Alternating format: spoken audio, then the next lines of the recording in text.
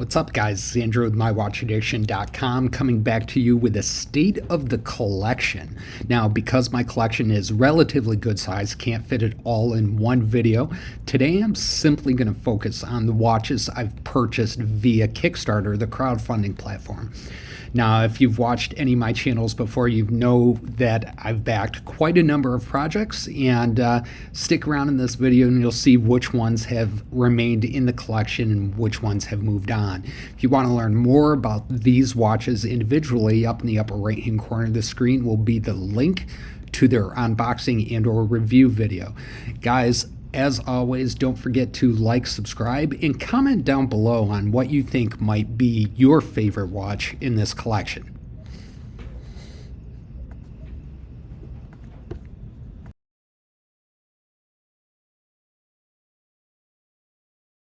First watch we're going to take a look at is the X-Frame Seer from the Umbrella Watch Group. Now, this was one of my very first Kickstarter backings. I had such high hopes for it. You guys know I'm a huge fan of the red and black, that geometric shape, those hard edges, and then of course it's a chronograph. I absolutely fell in love with it, but as you'll see in the video in the upper right hand corner, just not a good start to my Kickstarter watch collection. The second hand fell off the day that I got the watch. It took way too long to get. The creator was shady as hell, but still kind of an interesting looking watch. Second watch we're going to take a look at is the RG 9003 from Griffin Emblem. Now, one thing I will point out real quick, guys, I'm going in the order that I acquired these watches, not necessarily the order of the ones that I like the most or dislike, just simply the order that I got them. And with that being said, this Griffin Emblem is one of my more preferred watches in my collection. I'm a huge fan of that Miyota 9100 movement with the power reserve, and then of course the Roman numeral design on the dial. Just a really, really sharp and comfortable watch for me. Goes great with suits, with, you know, casual wear. Doesn't matter what I'm wearing it with. I'm a big fan of this one.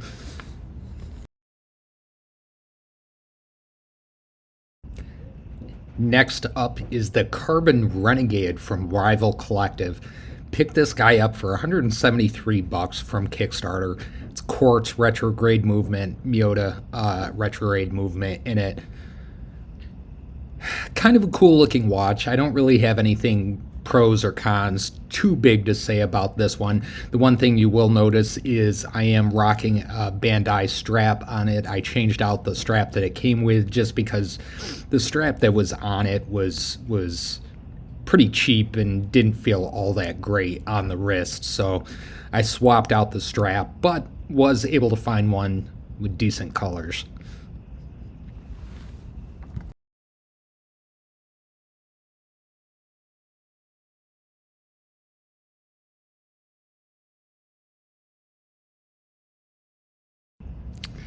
This JSK Series from Elegantsis. I don't know how to pronounce these watch company names, so bear with me, but this is actually a collaboration between Elegantsis and JSK Motor Company. You can notice that there is a retro moto design collaboration to it. They really talked that aspect up in their Kickstarter campaign. This guy ran for about $600. One thing I will point out is this watch doesn't get a whole lot of wear simply because of its size. This guy is rocking almost 48 millimeters, 47 millimeters, something like that. And on my 7¼ inch wrist, this guy just feels a little bit too big. You can almost see it there in this wrist roll shot of that 24 millimeter strap and that watch. Just a really big watch. Aesthetically, I don't mind it at all. I like the gunmetal, but the size is an issue. Rolling directly into the Arsenale from, I'm not even going to pronounce this watch company's name because I don't speak Italian, but This one is a really cool design. It reminds me a lot of the old out of order watches that Watch Cane used to send out quite a bit. It's got kind of that distressed look and feel to it, especially with that distressed leather strap. It's a very, very comfortable watch to wear. Goes great with a pair of jeans, polo, whatever you're wearing, t-shirt, whatever. Just a really, really cool watch. The one thing I will say is the hands in it, when you're setting the time and such on it, feels a little bit loose. The fit and finish of it, I don't think is 100%, but it's a definitely a comfortable watch to wear, and one that I wear quite a bit.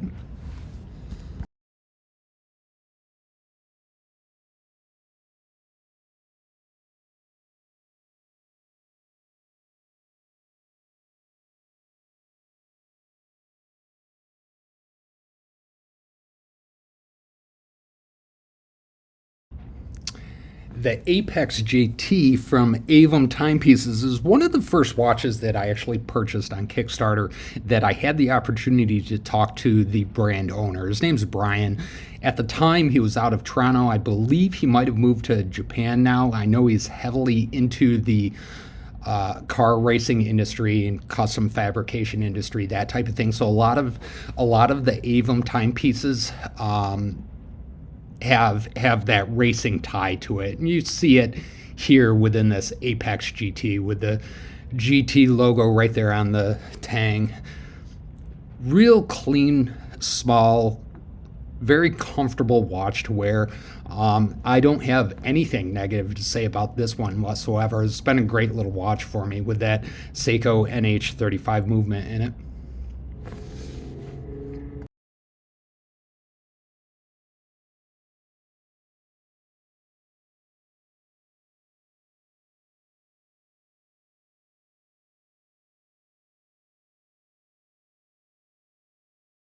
Up next is the Blenheim London Navigator with the Miyota 8215.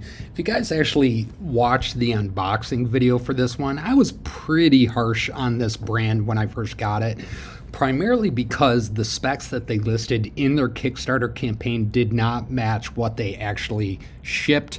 One of the things that was big for me is they promised a much thinner watch case.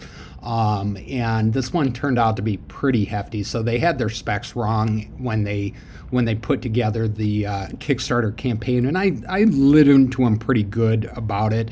I know Dennis, the brand owner, had reached out to me a bunch of times to try and get me to review some of their other watches. Not that I had anything negative against it, it just wasn't anything that I was into at the time. But this is one of those watches that I originally hated, but has actually stuck around in the collection and gotten a fair amount of wrist time with.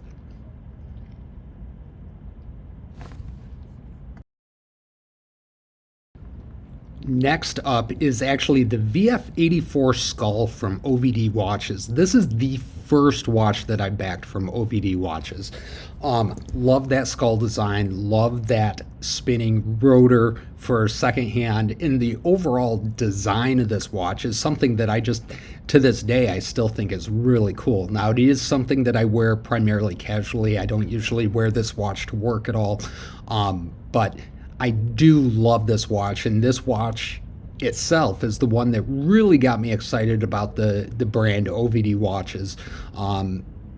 You know, I compare them a little bit to Zurich watches in the respect that they come out with some pretty crazy designs, but OVD Watches, by far, the fit and finish is so much better, so much better. They just make a great, great product, and I'm happy to have a number of their watches in my collection.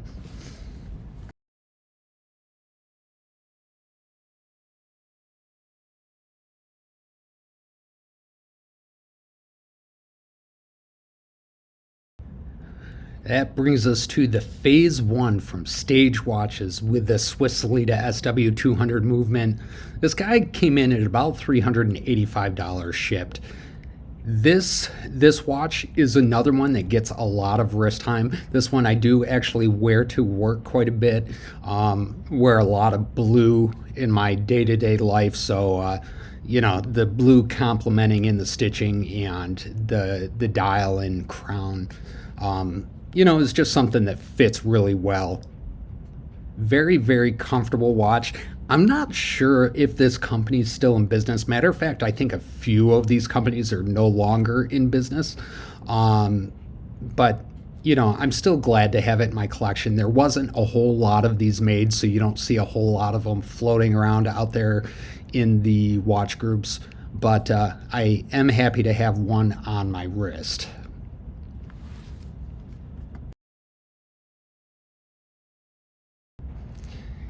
And here's the Angel Falls Diver from Mondragon Watches with a Seiko NH35 automatic movement in it. You guys probably noticed a couple videos ago I had this as the watch of the day. This guy does not get a whole lot of wrist time simply due to its thickness and its size. I don't really have anything negative to say about this watch other than, you know, it's very clunky in the respect that it's a big watch, and you definitely feel it on the wrist.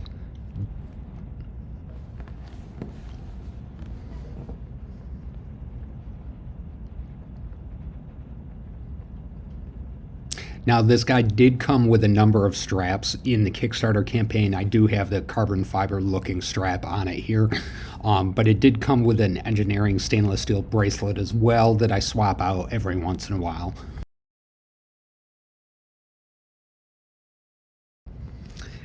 Yes, the Boldr Expedition. This was actually the first watch that introduced me to the Boldr watch brand. This is called the Eiger model, and unfortunately for this video, I didn't get any lume shots, but this is a full-face lumed watch. So readability and just overall aesthetics on this thing are great. The canvas strap takes a beating, and if you notice when I flip it around, you'll see it's a 0007 or 007 serial number on this watch. I was super stoked to get that. Why, I'm not sure. I just thought it was cool. But I've reviewed a number of Boldr watches on this channel, and they just make a great product. It's solid. You know, this is a very comfortable watch to wear, and I've had a lot of luck with this one, and I'm glad it's in the collection.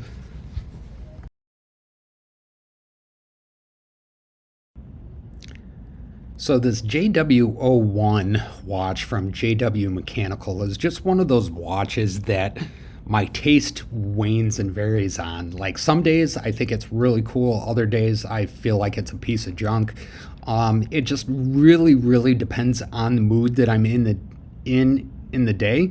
I mean, aesthetically it looks really nice. It does feel a little bit cheap on the wrist. Very light watch, but from an aesthetic standpoint, it's a very interesting design, kind of offset there with the second hand and how the hours and everything are accounted for. It takes a little bit to get used to.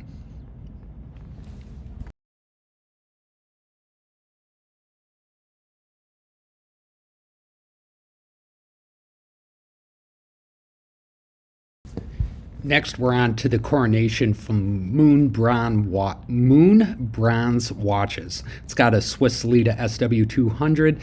This guy was early on in my backing career, but this watch was also one of the last watches that I actually had delivered. This watch was extremely delayed due to some supplier as well as vendor problems, brand owner issues, that type of thing, but they really came through on this watch.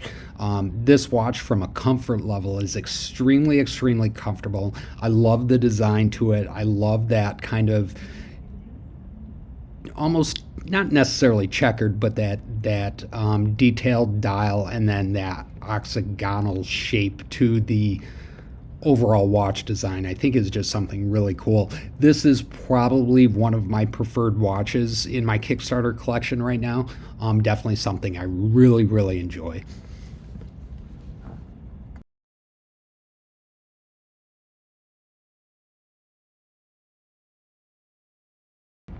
Speaking of watch companies that aren't in business anymore, this is the Neon Automatic from Hamtun Watches.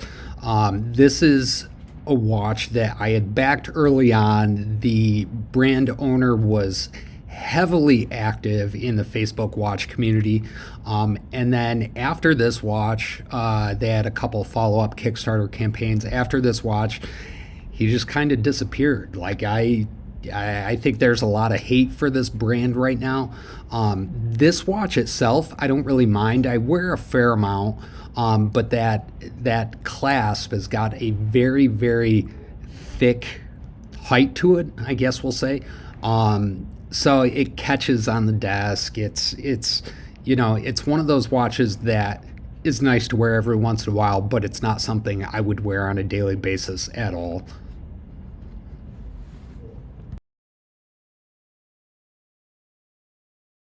The San Diego Titanium from Colomer Sons is one of the first titanium watches that I ever purchased.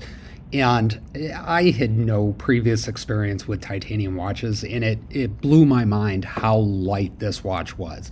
Now, for me, unfortunately, at the time, I equate heaviness, lightness to cheap or inexpensive, not well built. But that's not necessarily the case, but this is one of those watches that aesthetically looks good. It looks good on the wrist. It fits well. It's very light. It's just, I don't know. There's something about this watch. It feels a little bit cheap to me. And, I'm not sure I would have bought this one again now that I've seen this on the wrist.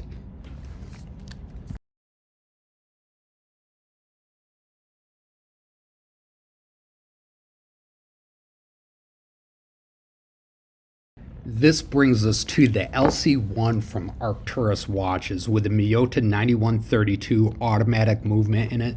This guy came in at a whopping $500, but which was a little high from a cost standpoint. But when I actually got this watch in my hands, I fell in love with this. That inlaid mother of pearl dial with those Roman numeral indices, and then just the overall aesthetics of this watch. This is one of those watches that I really, really like. You can see right there, this is the serial number 2 of 100 made in this color combination. So there's only 100 of these guys out there in this color combination. And we have the second one.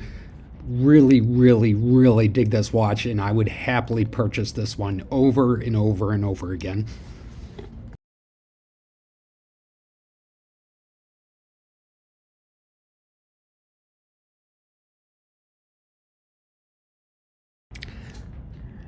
Whoever thought they could make a Titanic infused watch?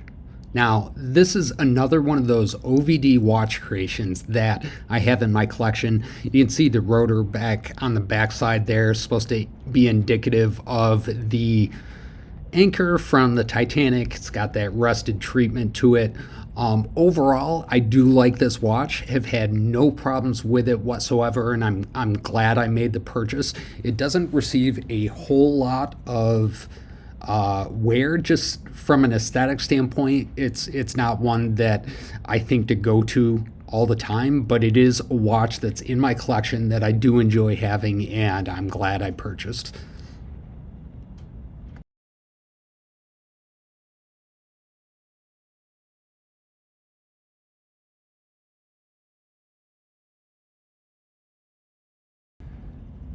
The Okeanos Explorer from Heitis Watches is one of those watches that I had to back, I had to support because it was designed and developed in Buffalo, New York. Anybody that knows me knows I am in New York State, so I happily back and support New York State companies as well, and this is one of those purchases that goes to that point.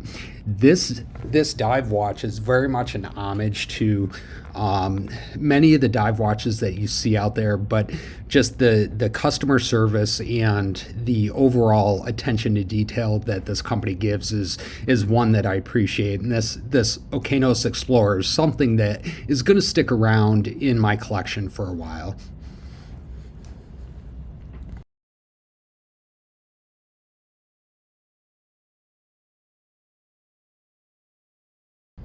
This is the Advanced from Aevum Timepieces. Came in at $271. You can see this one is just like the Apex GT that I showed you guys earlier.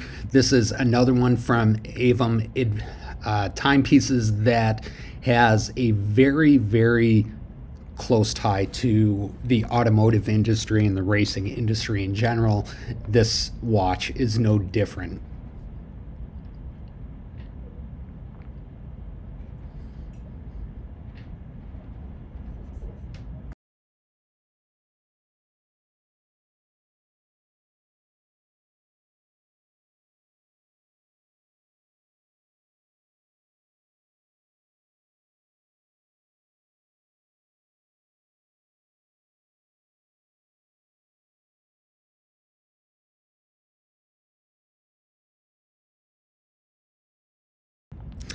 Here's something that's kind of different that you don't see every day. This is the Earth Dweller from Neminus Watches. Swiss Solida SW200-1 automatic movement in this guy. You can see right around the same time, there's a whole bunch of watch companies that came out with space and exploration inspired watches, and this Earth Dweller is definitely one of them. Now, there was a number of different models or stylings that you could get this model in. I think they had a Mars Dweller or something like that. I went with the Earth Dweller. Again, this is another one of those watches that sits really tall on the wrist just due to the case thickness, and you know, from a comfort standpoint, isn't all that great. Like, I wouldn't say this is a comfortable watch to wear. However, what I will say is this is definitely a conversation starter. This is probably one of the most talked about pieces when people see me wearing it. I do get a lot of questions on this piece.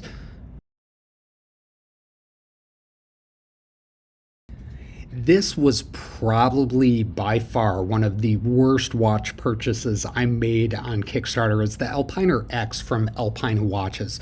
Now, this was a hybrid watch that had both analog display as well as digital smartwatch capabilities, you know, the whole 9 yards. Had a lot going for it. Pretty expensive, over $500 for this guy. And you can see right there, it's not even on. The battery's dead in it. This guy promised a 2-year battery life, and I think I got maybe a week and a half out of it. I've replaced the battery myself, and I usually get about a week out of the battery on this. Definitely was not worth the money, and I would absolutely not buy that watch again. Next up is the Bomber from Helgray Watches. Now, this Bomber was the first purchase I had with Helgray. Didn't have a whole lot of experience with them in the past, but I was attracted to the aesthetics of it. You guys know me, I love red and black. This watch fit a lot of my criteria. It's very comfortable to wear. This Helgray Bomber actually gets a fair amount of wrist time, and I am definitely glad I have it in my collection.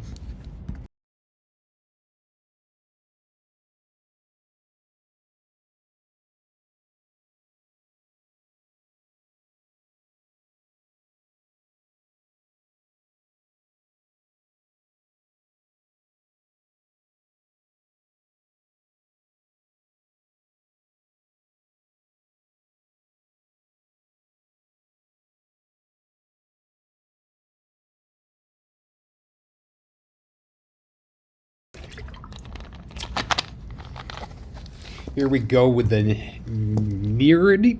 I can't pronounce this. This GMT from the Italian watch company that I had backed earlier with the Arsenale. Really cool looking aesthetic on this watch. I love the GMT. I love that case design. This watch, however, had a large amount of hate around the Kickstarter campaign because partway through the Kickstarter, after everybody had placed their bids and purchases and their backings were all locked in, the company actually changed the movement that was in this watch. It was originally supposed to have a ETA GMT movement in it, and they changed it to a Solida at the last minute, I believe due to supply chain issues. But they caught a lot of flack for that with this watch. It's one of those watches that, it's comfortable. I wear a fair amount. Don't have any hate towards it. As far as the movement concerns, I understand people's anger about it. I personally don't have a preference. Here we go, guys. Another watch from OVD Watches. I told you I had a fair number in my collection and that I do really, really like this watch brand. This is the Mars mission, very similar to the Earth Dweller I showed you a couple minutes ago. This came out around the time when a lot of the watch companies were doing space exploration themed watches. And this guy is no different. The one thing I will point out about this is it does have a very domed dial to it because of that 3D dial design. Sits pretty high off the wrist, so makes it a little bit uncomfortable, but it's just a really, really cool watch. And then under the lume, that planet in the middle there actually glows red, which of course for me is a huge plus.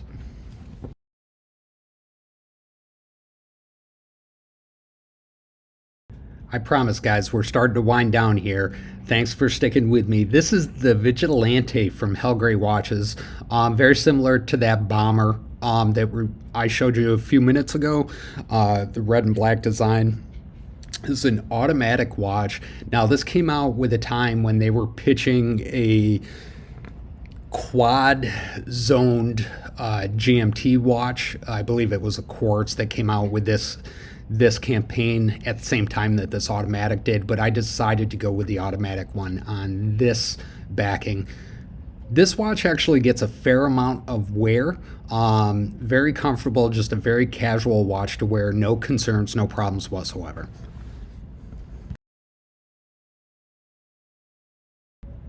This brings us to the Sentinel from Pharos Watches.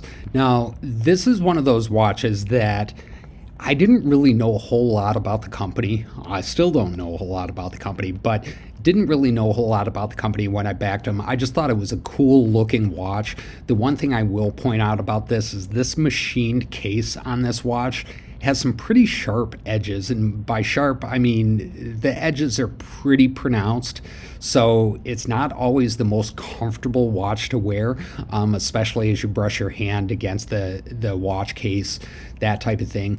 The one thing I will say about this watch is that is a full lume dial also, so aesthetically, readability at night is great on this guy.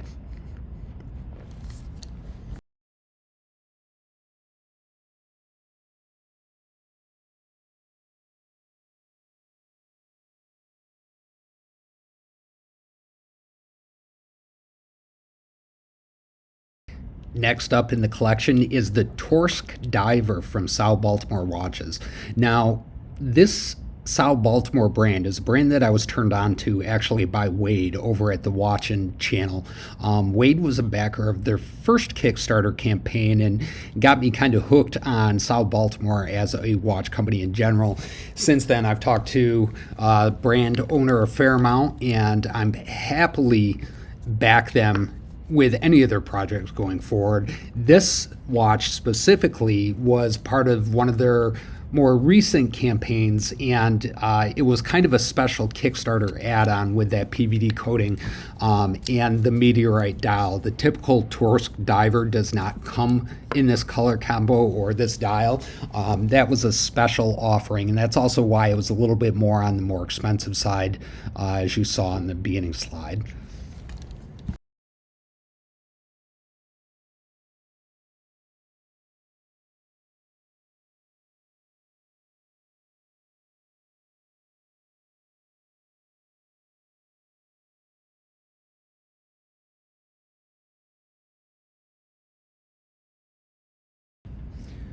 All right, guys, full disclosure, this Darkwater 300 from Kingsbury Watch Company was an accidental, or we'll call it drunken purchase. I actually placed the backing on this one night after I had been drinking and was perusing Kickstarter. Have no concerns about this watch whatsoever. Actually, it's very comfortable on the wrist.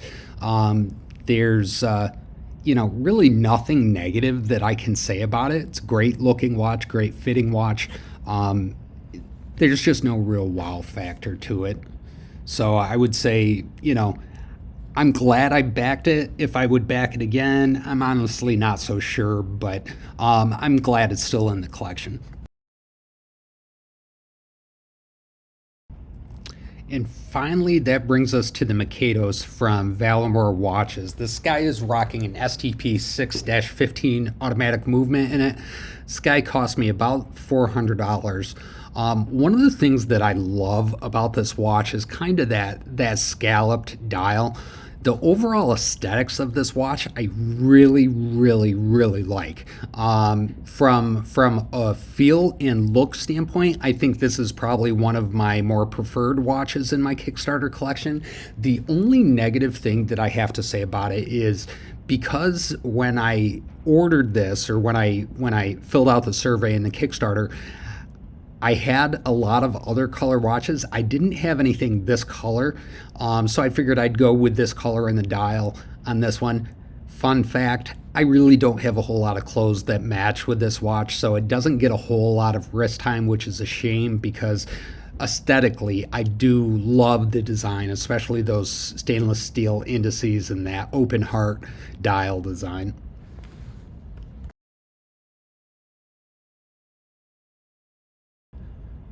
Okay, guys, if you want to see all the watches I've backed on Kickstarter, you can visit mwalinks.com/Kickstarter, and that'll take you directly to my profile. Thanks for watching, guys.